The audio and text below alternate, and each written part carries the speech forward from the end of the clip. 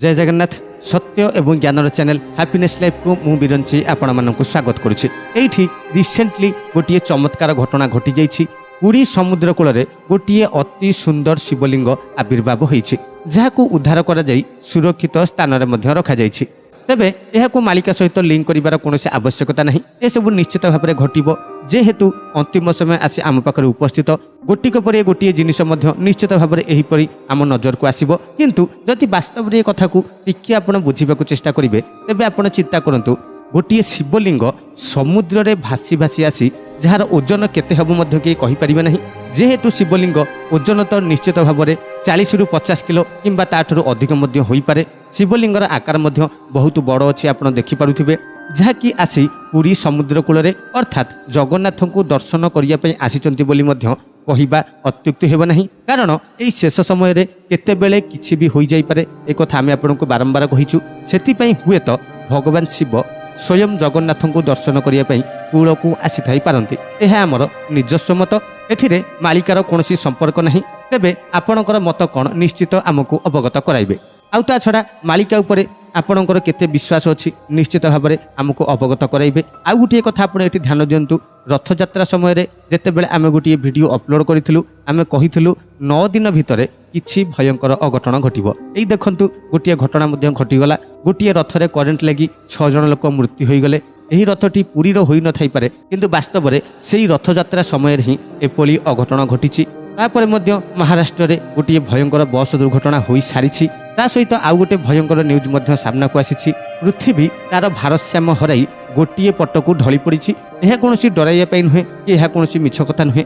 ए कथा को आपण इंटरनेट रे सर्च करी मध्य देखि परिबे पृथ्वी केते प्रतिशत अणै होई जाइछि। एबु जेउ कारणरू वैज्ञानिक मानक कहिबा अनुसार वर्तमान परिस्थिति रे जदि भी खरा हेबो, एमिति खरा हेबो लोक माने सही परिबे नहीं।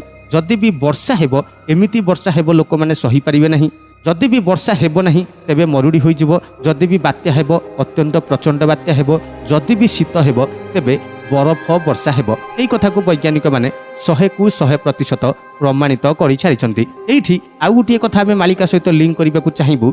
महापुरुष जो कथा वर्णना करथिले, ओडिशा रे दिने निश्चित भाव में बरफ वर्षा हेबो एवं जो कारणरू 14 दिन पर्यंत जगन्नाथ मंदिर कबाट खोल जाई पारिबो नहीं। एई विषय रे आमे पूर्वरु गोटे वीडियो ऑलरेडी बनै सारिछु। तेबे जदि एई कथा को लिंक करा जाय, तेबे नेक्स्ट ईयर जो शीत दिन आसीबाकू जाउछि, आमे कथा हम पर्सनाली कहूछु निश्चित भाव में यही घटनाटी घटिबो। आपण अपेक्षा करंतु, निश्चित भाव में आपण मध्य ए सबु निज आखिरे देखिबे। तेबे आउ जो घटना सब घटिछि आमे बहुत पूर्वरु आपण को अवगत कराइछु, किंतु महापुरुष माने 600 वर्ष तळु जे कथा वर्णना करथिले आजिका समय रे अक्षरे अक्षरे सत हेउछि एवं आगकू मध्य होई चलिबो। तेबे वर्तमान जो समय जो परिस्थिति आसीछि, निजको परिवर्तन करबाकू चेष्टा करंतु, गीता पाठ करंतु, भल मंद बुझिबाकू चेष्टा करंतु। जदि आपणक पाखरे गीता पाठ करबाकू समय नाही, सेथि पई मध्य आमे गोटिए गीतार नूतन चैनल प्रस्तुत करि सारिछु। गीता ज्ञान ORG यूट्यूब रे सर्च करंतु, चैनल आसीबो। आपण गोटिक परे गोटिए एपिसोड देखंतु, बुझंतु, निज जीवन रे आनिबाकू चेष्टा करंतु। तापर जाई आपण मालिका को विश्वास करबाकू बाध्य हेबे। कारण मालिका रे जहाँ भी वर्णना करा जायछि से सब मध्य मनुष्य समाज को जानिबार बहुत मात्रा रे आवश्यकता अछि।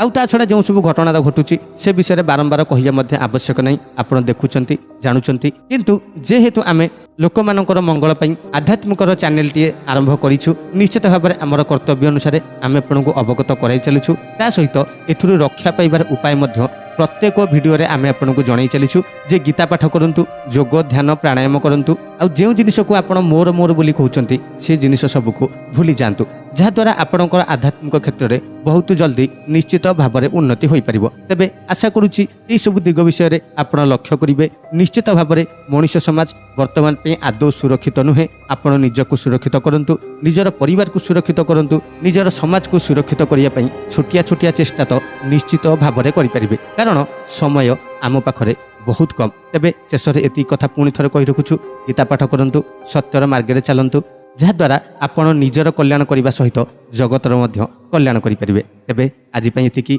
विदाय नेउछि। देखा हेबो आउ गोटिए ज्ञानपूर्ण विषय को नहीं। जय जगन्नाथ, जय श्रीकृष्ण।